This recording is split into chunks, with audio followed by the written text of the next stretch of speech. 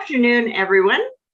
Mary Sloan here with another episode of Inspirational Influencer News, People Making a Difference. And our guest today, Scott Schwarz, is somebody who is definitely making a tremendous difference, where he is really helping primarily millennials, but anybody who really wants to know how they can actually start to take control of their finances. And gosh knows, it's a very important conversation and something I'm delighted somebody like Scott has taken on.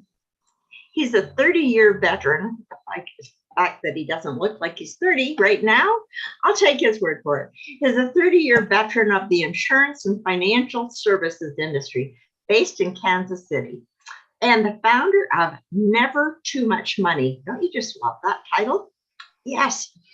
Since being invited to leave the corporate workforce in 2015, he has worked at reverse engineering banks and the wealthy to help eliminate the lack of clarity on how money works and what the best way is to manage money and to invest it. And I don't know about you, but I'm going to be listening with all ears because I really want to hear what he has to say.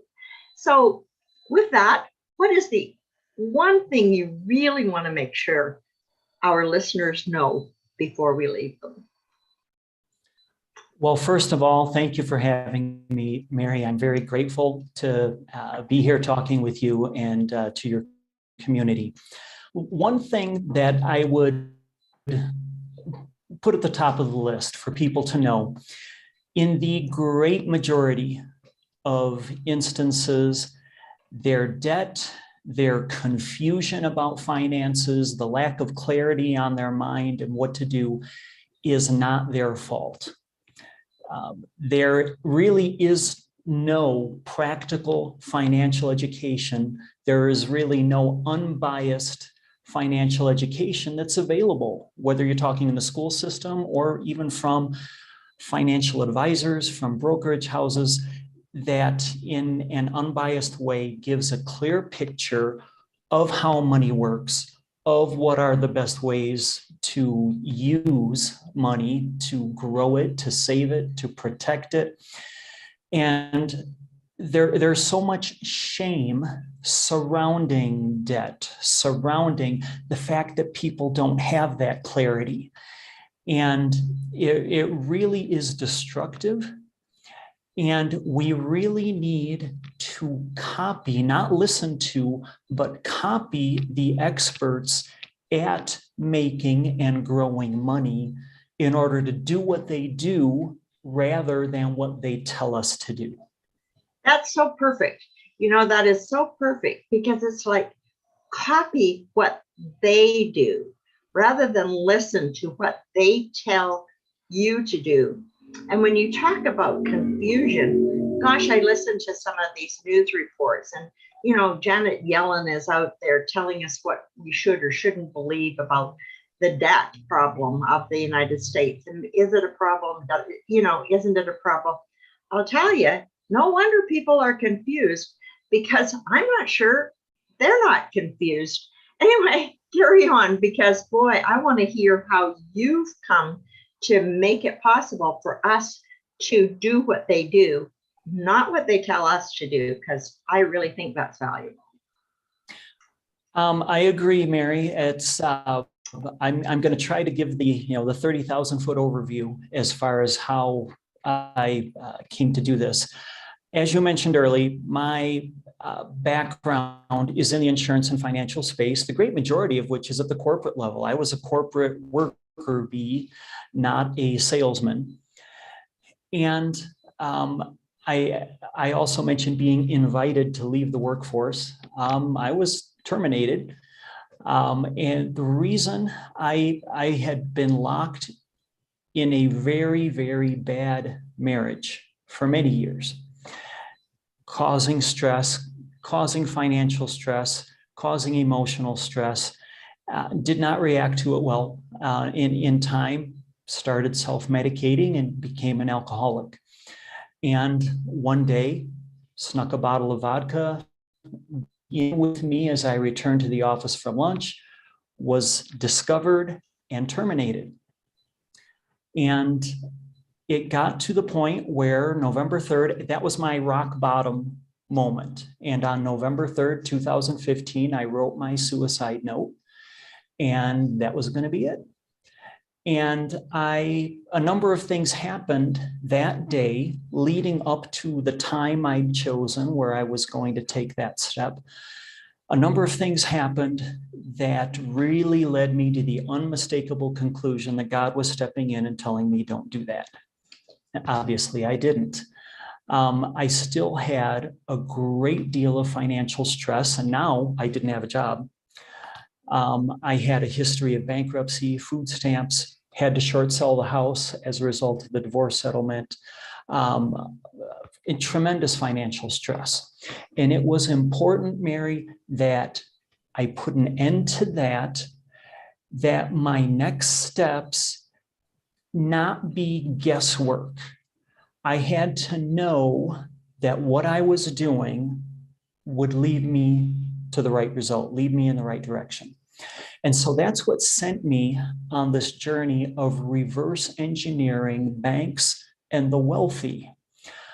I had to follow the trail that had already been laid. I had too long and too hard to blaze my own trail, too unsuccessfully. I had to follow the experts. And that's what led me to reverse engineering them, to doing what they do rather than what they tell us to do, because what they tell us to do is how they make money, not how we make money. And that way, I was able to climb out of that hole. That date that was going to be my suicide date became my sobriety date. Haven't touched a drop since.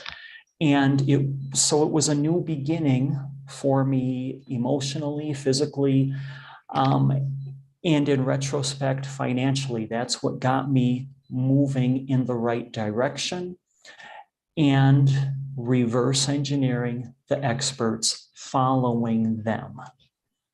Wow, that's quite the story. I mean, really, talk about a sobering moment in more ways than one. Literally, yeah. I mean, that's the short version. Wow.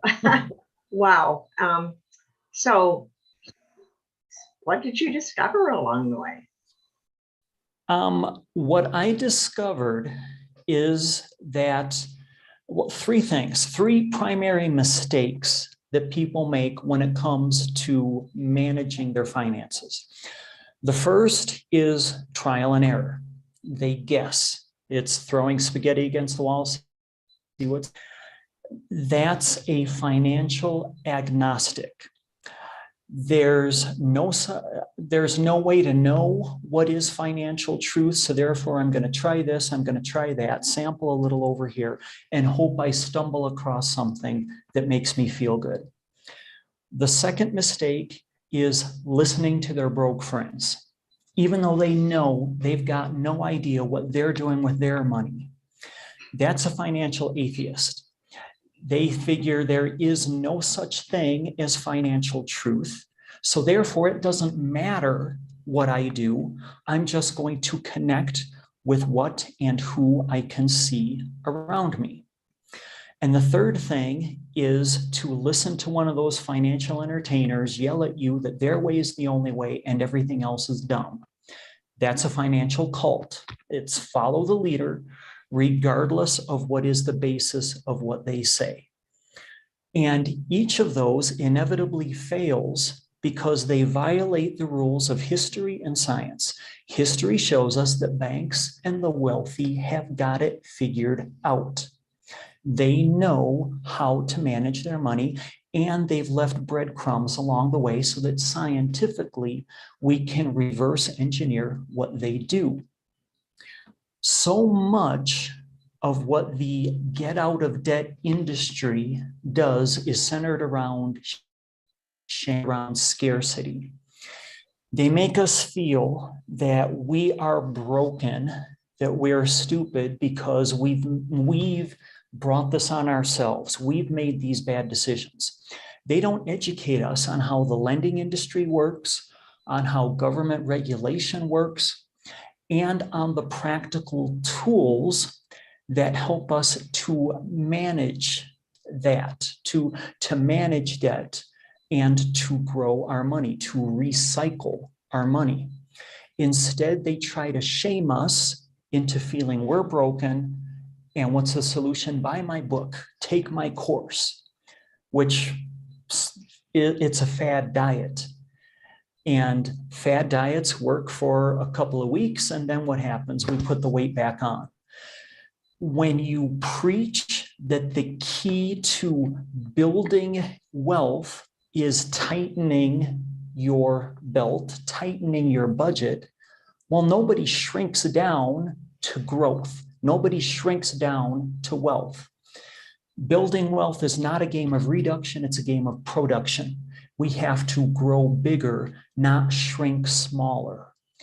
And that's something that those financial entertainers, the get out of debt industry, hide from us so that they can sell more books.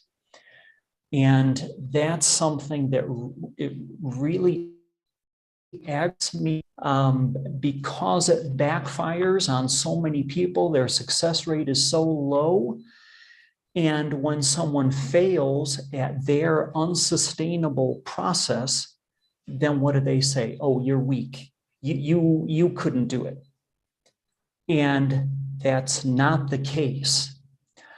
By understanding the true causes of debt, the way the lending industry works, then we're able to start to see how we can grow, not reduce, but grow our way out of that.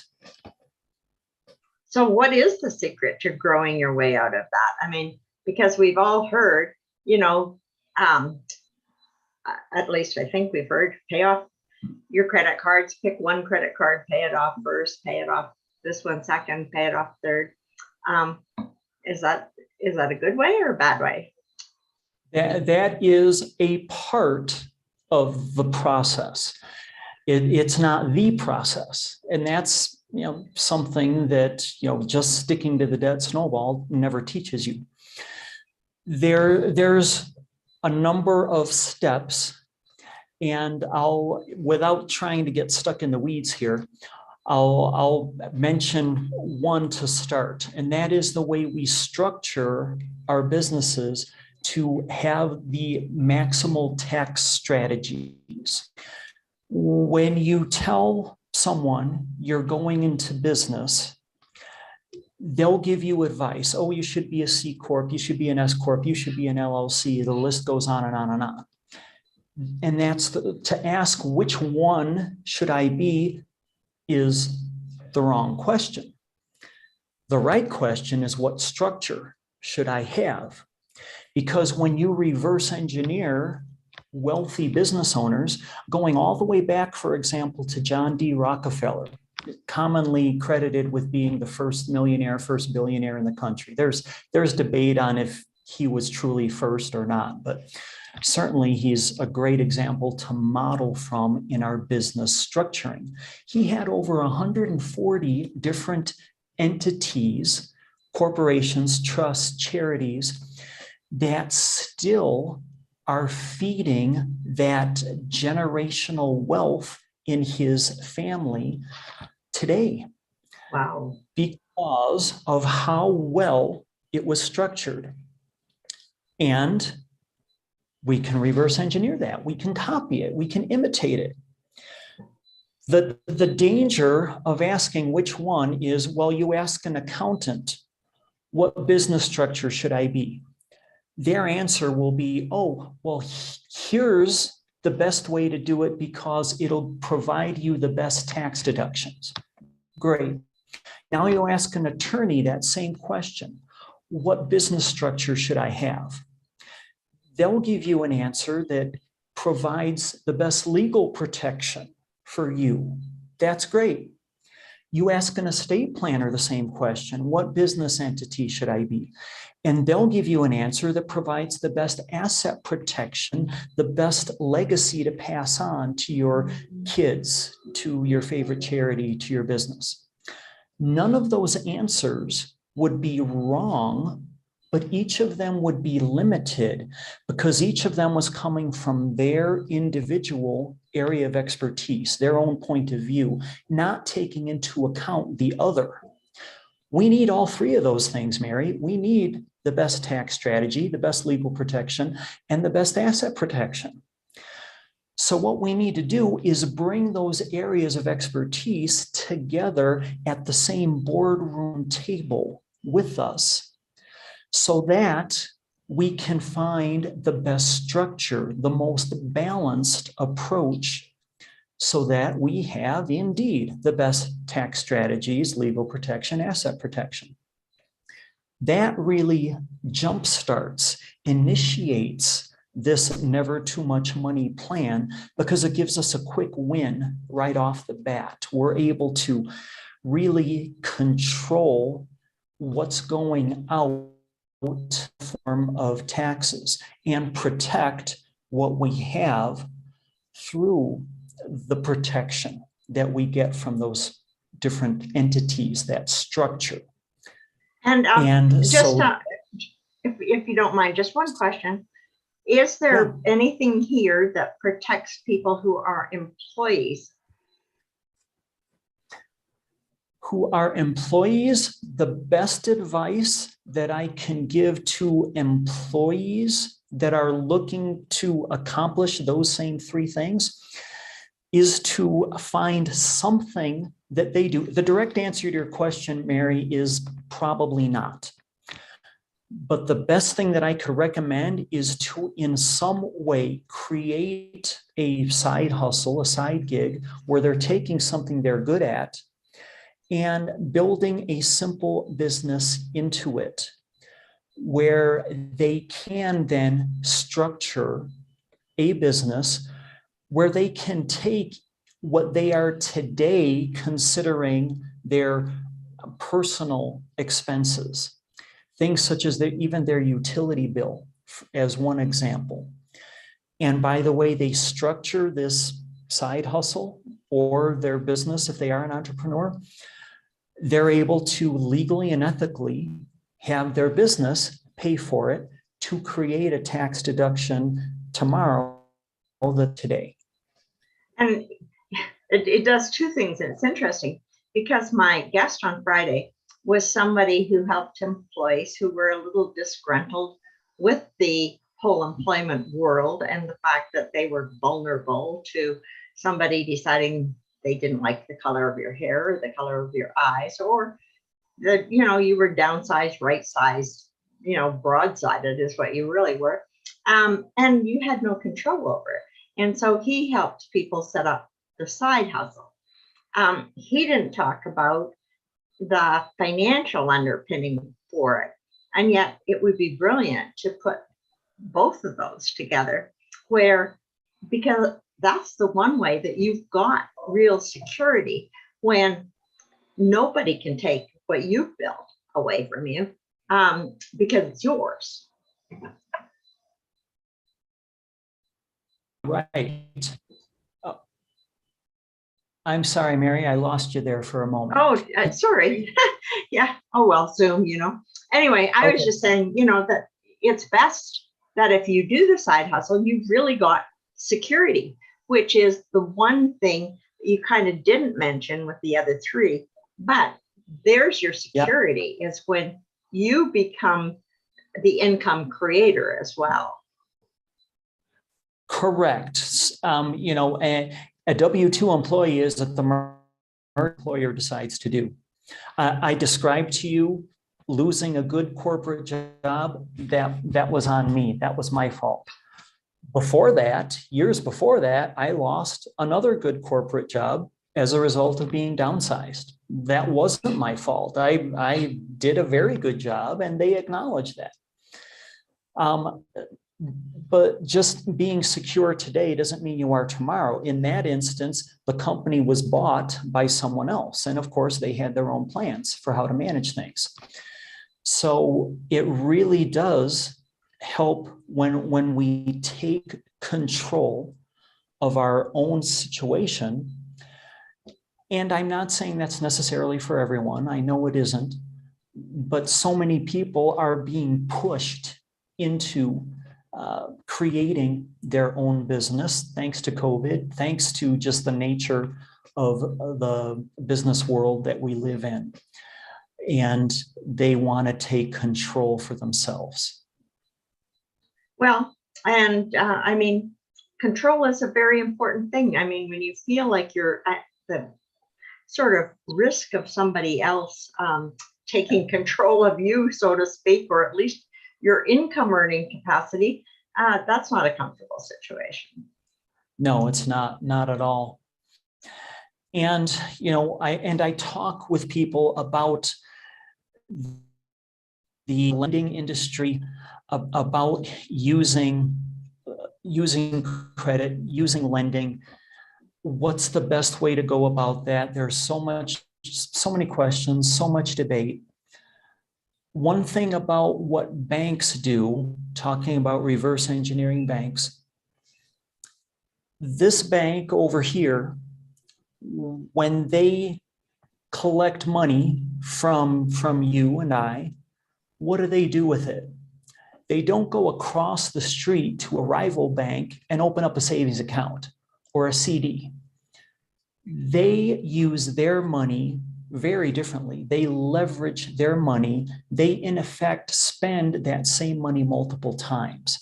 Because, Mary, what happens when you go into the bank and you take out a mortgage loan?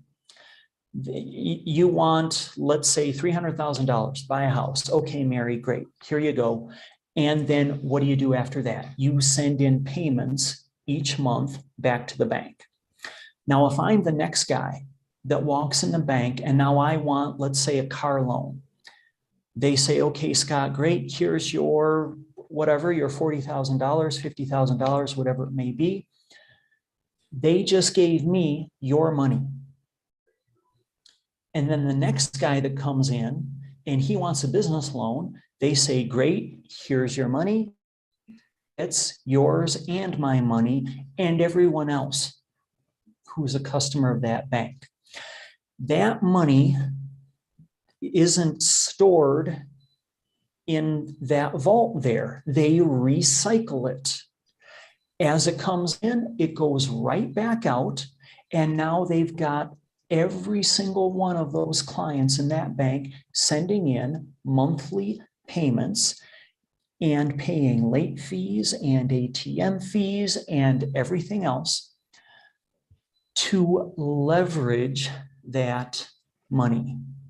Yeah, and their central banks, I think, actually support that in the sense that they can lend out something like 10 times or 8 times. I think it depends on the size of the institution and creditworthiness. But yeah, I mean, they're allowed to, so they've got, $1 million. Well, they can lend out $8 million.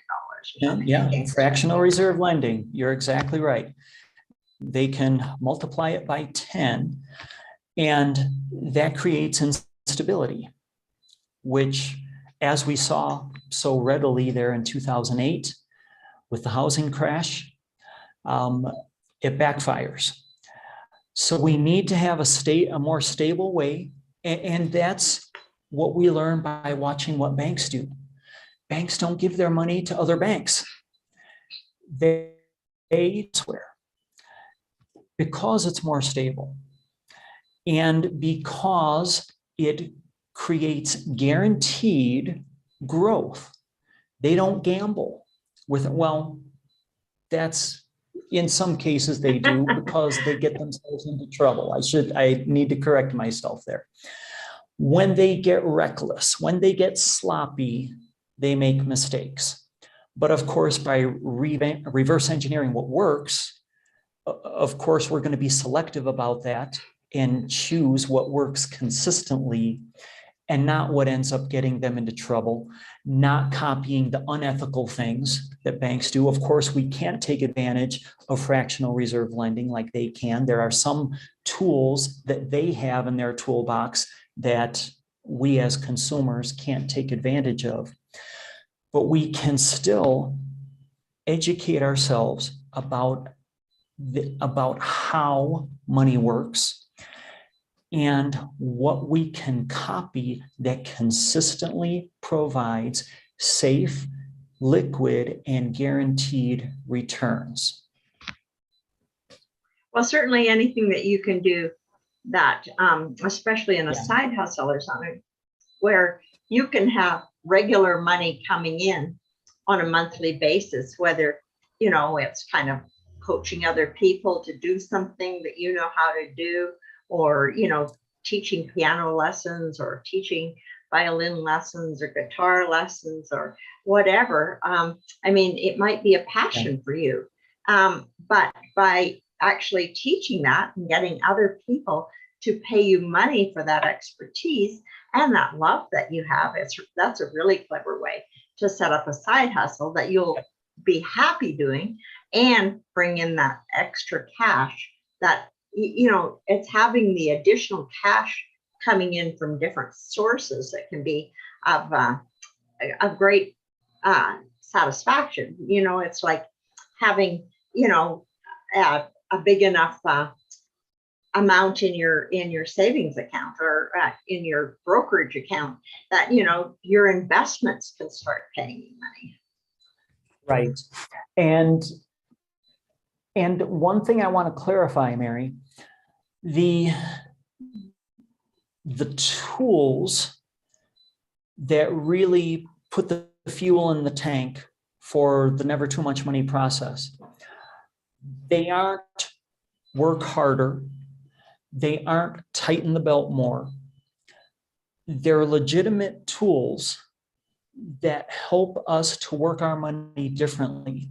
The key to working our money differently is not to work a broken process better than you did yesterday.